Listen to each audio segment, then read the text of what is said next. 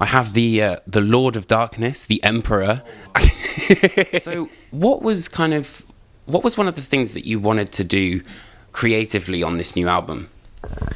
Well, I guess for every album, I kind of to create some kind of space for creative focus.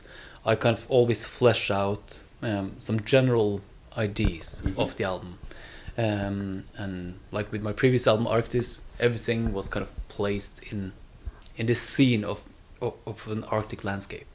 So the metaphors in the lyrics, everything would kind of be placed in that, and obviously the artwork reflects on it, and the sound is kind of open.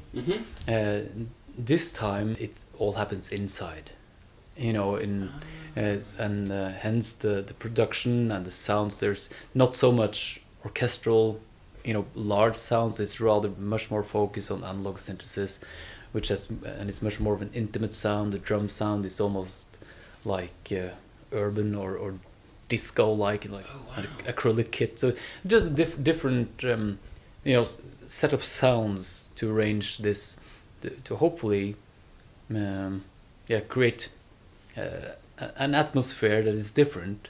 And I've often found that creating a scenario like that before going into the writing process, it makes it easier to kind of fit the pieces together. That's why I end up with songs that are almost purely black metal-ish with blast beats and screaming vocals to almost purely pop songs. What's kind of the constant that you have with each album? Because each album is so different. Well, the constant would probably be you. For better or worse. The reason I started doing this is because I was, of course, always super enthusiastic and excited about the whole process of sound on so many levels. From the aesthetics to the more mundane production techniques of things. Every aspect of it. In essence, if I'm not super excited about making it, I can't really expect anyone to be excited about listening to it. So it's kind of exploring music as a genre. Sort of thing. Yeah, and all these, getting to do all these influences, which is of course easier for me as a solo artist to do. And at the heart of it is obviously my second nature for expressing myself with distorted guitar and this kind of screaming vocals, which is probably, in musical language that would be my mother tongue. So it's kind of natural, expression of where I come from. I mean, like orchestral soundtracks have been a big influence on me, even since the early Emperor days. Yeah. At the same time, because it's big. I mean, we're drawn to this music because it's, larger than life. Larger than life. But at the same time, in a lot of modern, urban music, for example, you have the same kind of massiveness, but maybe in a more intimate way, just in sub-information. With this album, I've explored more the intensity of that rather than the wideness of things, more the intensity of sub sounds, like sub bass. And yeah, there were a couple of songs which instantly made me think of this like real kind of minimalist, almost like Tangerine Dream. Jerry Goldsmith and John Williams were of course influential in the early days, but the same was John Carpenter. That kind of eerie. Yeah. It's still very emotional soundtrack music, but at the same time it creates a different atmosphere.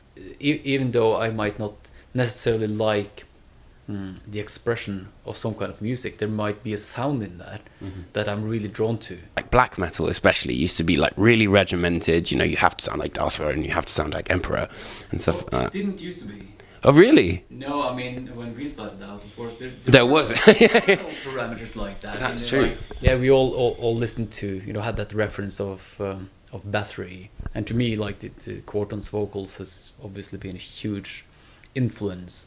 But beyond that, it's... I found it very strange that all these rigid parameters, this kind of cultural police of... it's kind of a strange paradox with this kind of music, where it's really do what thou wilt shall be the whole of the law. Very individualistic in philosophy and kind of expression. And but we have to keep within what is allowed within the scene. We let other people decide how we can make our music. It's, you know, it doesn't add up. It's a paradox, isn't it? Yeah, absolutely. I still define my music as black metal because you know, it's still uncompromising, and to me, the Amanda Galas, as I've often said, can conjure up just as much of a black metal atmosphere for me as Oli Bathory would. What's the philosophy behind Armour? Well,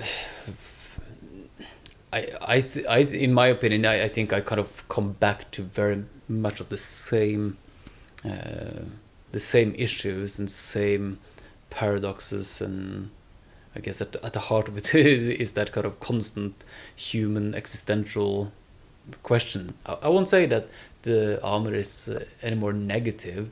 It's just maybe from a bit more desolate point of view. I think the opening track gives some of the perspective away in the title, like "Lend me the eyes of millennia." In art, this stretching and freezing of time kind of fascinates me.